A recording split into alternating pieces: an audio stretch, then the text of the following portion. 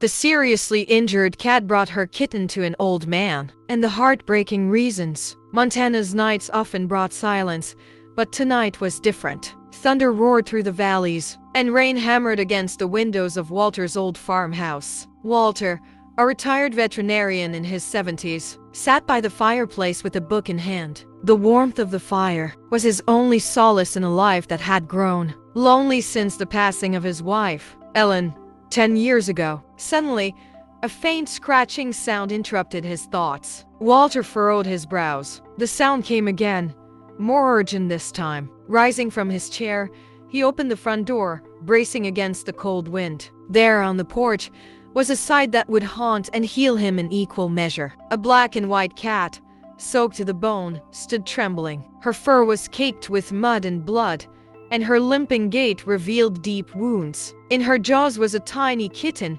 its frail body barely moving. The mother cat looked up at Walter with eyes that begged for help. "Good heavens," Walter murmured, his heart clenching. He bent down carefully, scooping up both the mother and her kitten. "You poor things, let's get you warm." Inside the house, Walter set the pair on a towel by the fire. The mother cat refused to let go of her kitten until Walter gently pried it from her jaws. She let out a weak hiss but didn't resist further, collapsing onto the towel. Walter worked quickly, his years of veterinary experience kicking in. The mother cat's injuries were extensive, deep scratches along her flank and a dislocated hind leg. The kitten, meanwhile, was severely underweight and lethargic. "You've been through hell, haven't you?" Walter said softly, his hands steady as he cleaned the wounds. The mother cat watched him intently, her body trembling with exhaustion but her eyes never leaving her kitten. For the next few days, Walter devoted himself to their care. He named the mother cat Hope and the kitten Miracle, feeling the names were fitting for their situation. Hope,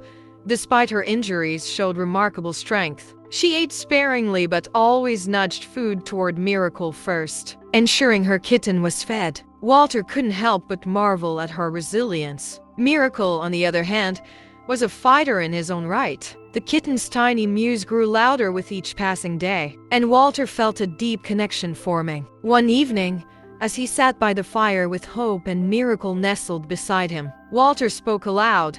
"You must have had a reason for coming to me." "Why me, Hope?" Hope's only response was to curl protectively around her kitten, her eyes glistening in the firelight. Walter began to wonder where Hope had come from. The nearest town was miles away, and her injuries suggested she had been in a brutal fight. One day, while tending to his garden, a neighbor named Martha stopped by. "Walter, have you heard about the factory demolition over by the river?" "No," Walter replied, curious. "They tore it down last week. It was a mess, rats, stray animals. I heard some didn't make it out." A chill ran through Walter. Could Hope have been one of the strays displaced by the demolition? Was Miracle her only surviving kitten? That evening, Hope did something unexpected. She began pacing near the door, letting out soft, insistent meows. Walter opened the door, and she limped out into the night. Fearing for her safety, Walter followed her. She led him across fields and through the woods, her movements slow but purposeful. They arrived at the site of the demolished factory. Among the rubble,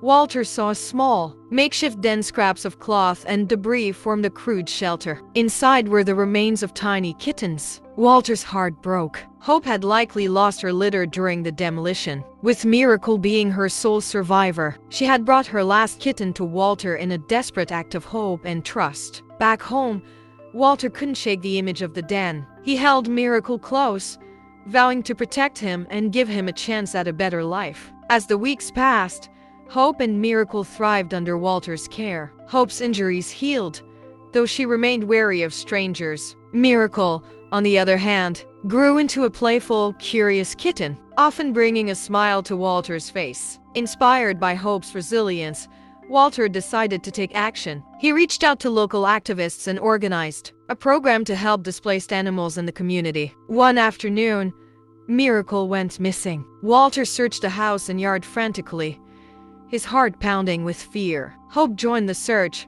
her distress evident in her sharp cries. Hours later, Walter found Miracle trapped in a neighbor's garage. The kitten was unharmed but frightened. Hope rushed to her kitten, nuzzling him protectively. The incident solidified Walter's resolve to ensure their safety. Years later, Walter sat on his porch with Hope and Miracle by his side. The once lonely farmhouse was now a haven for rescued animals, thanks to Walter's efforts. As he watched Miracle chase butterflies in the yard, Walter reflected on how a stray cat's desperate plea for help had changed his life. Hope and Miracle had given him a renewed sense of purpose, filling the void left by Ellen's passing, and in return, Walter had given them a second chance at life. Their story was one of survival, love, and the unbreakable bond between humans and animals, a reminder that even in the darkest times, hope can lead to miracles.